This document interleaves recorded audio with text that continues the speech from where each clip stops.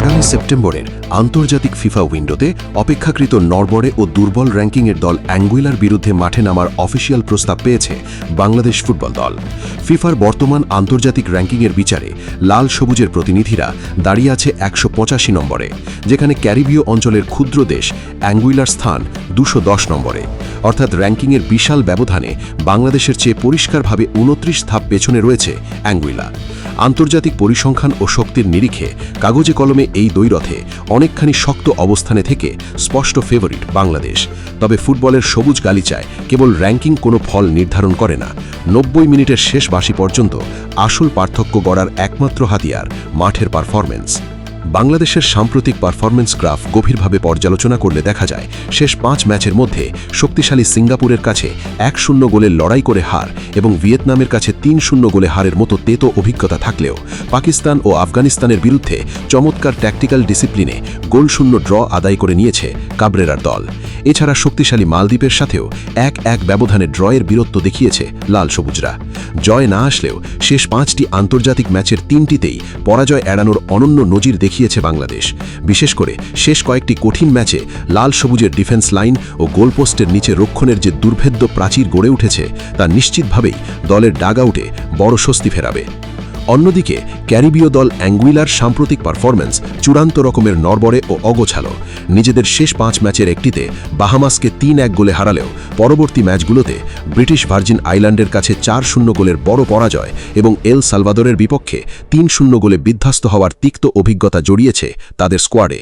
অর্থাৎ শেষ ৫ ম্যাচের ৪টিতেই বড় ব্যবধানে পরাস্ত হওয়া দলটি টানা অফ ফর্মে ধুঁকছে। আন্তর্জাতিক ফুটবলের অভিজ্ঞতা, স্কোয়াড ডেপথ ও বৈশ্বিক কন্ডিশনে খেলার অভ্যাসের বিচারে অ্যাঙ্গুইলার চেয়ে অনেক বেশি প্রফেশনাল ও পরিপক্ক আমাদের বাংলাদেশ। সেপ্টেম্বরের এই আসন্ন আন্তর্জাতিক ফ্রেন্ডলি ম্যাচে জামাল হামজারা যদি নিজেদের স্বাভাবিক ছন্দে ও আক্রমণাত্মক কৌশলে খেলতে পারে, তবে অ্যাঙ্গুইলাকে হারিয়ে বিশাল জয় ছিনিয়ে আনা স্রেফ সময়ের ব্যাপার। বাফুফে এখনও ম্যাচের চূড়ান্ত তারিখ ঘোষণা না করলেও প্রস্তাবিত আন্তর্জাতিক উইন্ডোর সূচি অনুযায়ী সেপ্টেম্বরের মাঝামাঝি বা অক্টোবরের শুরুতেই মাঠে গড়াতে পারে ঐতিহাসিক এই ম্যাচ। ফুটবলের সেই রণকৌশল, র্যাঙ্কিংয়ের লড়াই ও সবুজ গালিচার গর্জন নিয়ে চমৎকার একটি ইংলিশ ছন্দ রয়েছে। Rankings only tell a number on a page, but true glory is written on the green stage. যার সহজ বাংলা ভাবার্থ, র্যাঙ্কিং কেবল কাগজ কলমের পরিসংখ্যান নির্দেশ করে, আর আসল গৌরব রচিত হয় মাঠের সবুজ গালিচায়। কাগজে কলমে এগিয়ে থাকার আত্মবিশ্বাস নিয়ে মাঠে নামলে জয় কেবল আমাদেরই জন্য অপেক্ষা করছে। ফুটবলের সেই অদম্য মানসিকতা, আন্তর্জাতিক সাফল্য ও লাল সবুজের নবজাগরণ নিয়ে চমৎকার আরেকটি ছন্দ রয়েছে। Focus on the goal with honour and pride, victory embraces the team that fight side by side. বাংলায় বললে, সম্মান আর আত্মবিশ্বাস নিয়ে লক্ষ্য স্থির করো। এক হয়ে লড়াই করা দলকেই জয় শেষ পর্যন্ত আলিঙ্গন করে।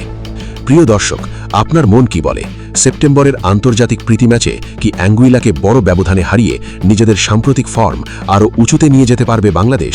কমেন্ট বক্সে লিখে জানান আপনার মূল্যবান ও গঠনমূলক মতামত। ভিডিওটি ভালো লাগলে লাইক ও শেয়ার করুন। আর বাংলাদেশ ফুটবল ও আন্তর্জাতিক ফুটবলের সব ইনসাইড, ব্রেকিং নিউজ ও ট্রান্সফার আপডেট সবার আগে পেতে আমাদের এই এফসি স্পোর্টস চ্যানেলটি এখনই সাবস্ক্রাইব করে বেল আইকনটি অল করে রাখুন। সবাই ভালো থাকুন, লাল সবুজের ফুটবলের সাথেই থাকুন। বিদায় নিচ্ছি আমি রাকিব, এফসি স্পোর্টস।